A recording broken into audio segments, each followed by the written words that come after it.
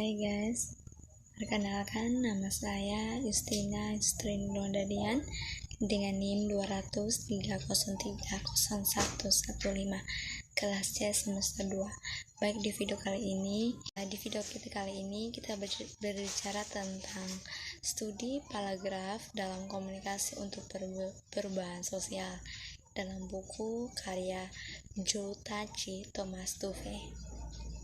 Hai, saya akan menjelaskan sedikit tentang pengantar dari buku ini. Komunikasi untuk perubahan sosial adalah bidang akademik yang ditentukan penyelidikan yang secara implisit yang bersifat transdisipliner dan yang telah dibentuk oleh berbagai masukan teoritis dan berbagai tradisi dari sosiologi dan pengembangan studi gerakan sosial. Itu juga merupakan dasar untuk berbagai intervensi di tingkat akar rumput dengan komunikasi partisipasi proses dan media komunitas, membuat perbedaan melalui pemberitaan kesadaran, mobilisasi masyarakat, penguatan pemberdayaan dan berkontribusi pada perubahan lokal. Seri ini tentang komunikasi untuk sosial perubahan dengan sengaja memberi ruang bagi tulisan kritis dalam CSDORI, praktik kebijakan, strategi, dan metode.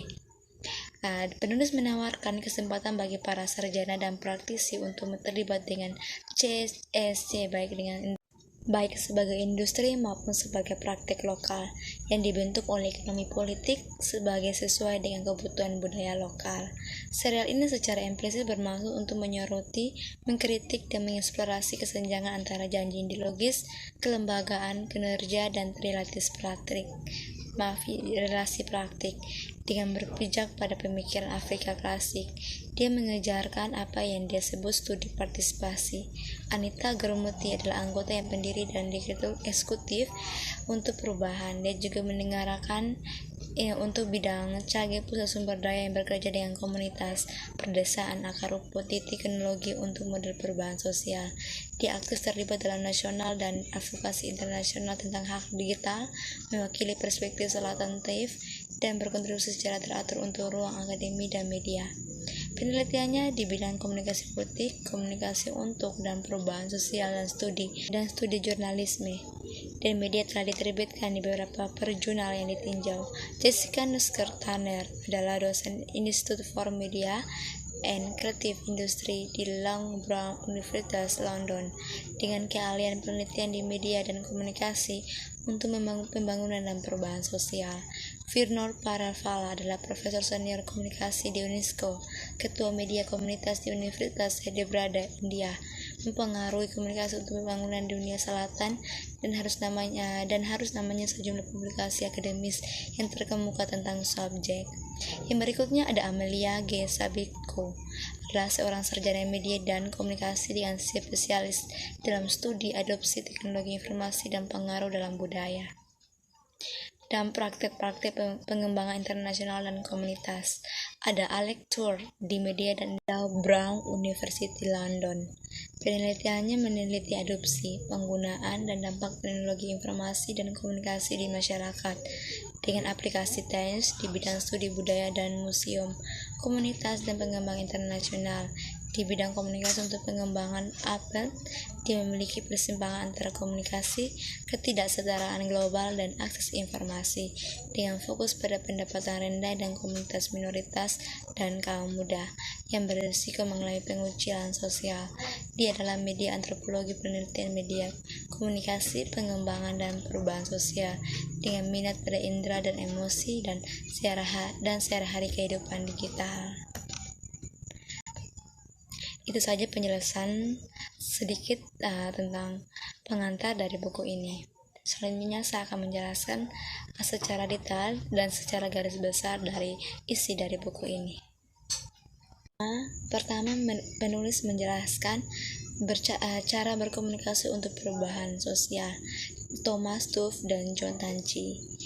Di sini penulis mengarah pada praktik komunikatif dalam pusat semua proses perubahan sosial. Artinya, praktik komunikatif adalah pusat dari semua proses perubahan sosial yang melihatnya dalam perkembangan keterlibatan antara warga dan gerakan sosial yang menuntut suara, partisipasi, inklusif, dan pengaruh dalam semua aspek kehidupan yang dilihat dari aspek budaya, agama, humanira, dari ilmu-ilmu sosial, antropologi dan sosiologi dalam pendekatan dan teori ilmu sosial, pembangunan dan wilayah studi ilmu politik, antropologi dan sosiologi dalam bentuk komunikasi untuk mengembangkan dan merupakan perubahan sosial yang selalu multidisiplin dalam keilmiannya. Dalam pendahuluan mereka cenderung menuju pada komunikasi, perkembangan dan perubahan sosial dalam sebuah perusahaan untuk menjadi inklusif yang mendorong komunikasi untuk pembangunan, komunikasi untuk dan perubahan sosial, dan komunikasi pembangunan serangkaian garis pemikiran yang berbeda yang dapat diidentifikasikan sebagai refleksinya komunikasi dan perubahan sosial. Mereka termasuk satu baris pemikiran Soilil tertanam dalam wacana kelembagaan yang memahami komunitas Kaizen sebagai alat kunci untuk meningkatkan kerjasama pembangunan internasional. Jadi dari sini komunikasi itu dan perubahan sosial menjadikan satu baris pemikiran. Mereka saling berkaitan satu sama lain sehingga membangun sebuah pembangunan internasional dan perubahan sosial di suatu negara atau dunia. Garis pemikiran mereka tertanam dalam gerakan sosial dan kompromi mereka. Praktik komunikatif untuk meningkatkan keterlibatan warga dan politik dan sosial perubahan. Ini adalah jalur penelitian baru yang tidak secara tradisional dikaitkan dengan komunikasi untuk pembangunan dan perubahan sosial, tapi sekarang dengan penting untuk pertimbangan sebagai tuntutan lex empiris. Bisa kita lihat pada akhir tahun 2019, gelombang keributan lain melihat mobilisasi besar-besaran dan proses terhadap sistem yang membuat kehidupan yang tidak layak menjadi tidak mungkin bagi banyak orang. Mereka mendengar kritik yang berulang dan keras dari para pembuat keputusan demokratis dan sama-sama otoriter yang dituduh tidak mengenangi masalah sosial atau ketidakpastian atau ketidaksetaraan politik, baik itu di Chili, Lebanon, Ekuador, Kolombia, Hong Kong, Inggris, dan kurang terlihat di barat, misalnya di Zimbabwe. Meski kita tidak bisa mengeneralisasi inti dari pemberontakan yang berulang-ulang ini di negara-negara yang tadi saya sudah sebutkan ya, ini adalah penyebut umum dalam kritik kekuasaan, dan mereka yang memegangnya kekuasaan tidak bertindak untuk meningkatkan mata pencarian dan tidak menangani masalah sosial yang luas ketidaksetaraan meskipun memiliki sumber daya untuk melakukannya. Jadi buku ini berkembang dari dorongan ini. Buku ini adalah hasil dari pertemuan 14 sarjana di London pada September 2017. Untuk apa? Ya, kami disebut Hong Han Hon konseptual yang memanggil acara Hong Han konseptual menunjukkan tujuan penulis untuk menciptakan ruang untuk pekerjaan konseptual yang padat karya dan intensif. Hangho biasanya bertahan antara 1 hari dan 1 minggu. Yang berikut mendengarkan secara institusional prinsip penting untuk demokrasi di zaman digital.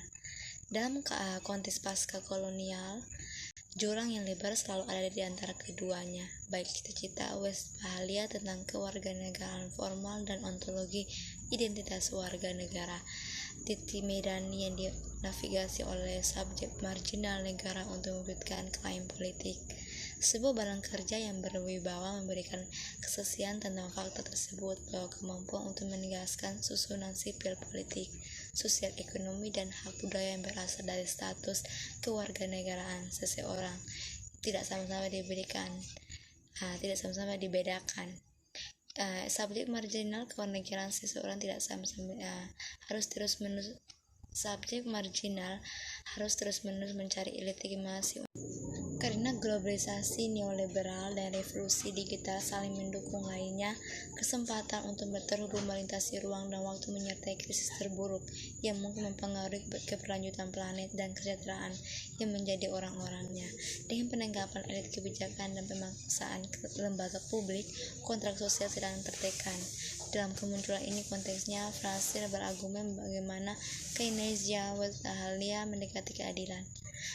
Ruang politik yang mengorbankan orang miskin dan dibenci dalam dunia tanpa batas yang terhubung secara teknologi, file pergeseran budaya membuat mereka berada di pinggiran menjadi lebih rentan.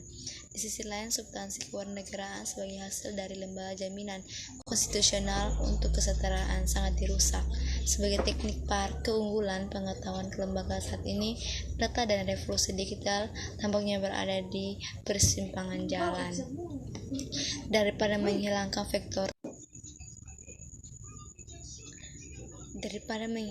faktor ketidaksetaraan fisik, ini menghadirkan tantangan yang merasakan bagi global demokrasi, mengaburkan suara, merusak institusi demokrasi, dan memusnahkan aspirasional kewarganegaraan. Sehingga buku ini mengeksplorasi gagasan baru tentang mendengarkan institusionalisasi satu yang dapat menjawab tantangan yang dihadapi suara politik di era digital publik sebagai kendaraan menuju keadilan kognitif. Jadi di media sosial itu dibutuhkan di sana, sehingga menjadikan jalan bagi para miskin yang tidak dianggap untuk menjadi satu jalan menuju keadilan kognitif. Itu saja penjelasan saya mengenai komunikasi untuk perubahan sosial dalam buku karya J. Thomas Dove. Semoga dalam penjelasan saya tadi memberi kita pemahaman dan pengetahuan terhadap komunikasi dan perubahan sosial di seluruh dunia. Dan terima kasih untuk selalu menonton video saya. Sampai jumpa.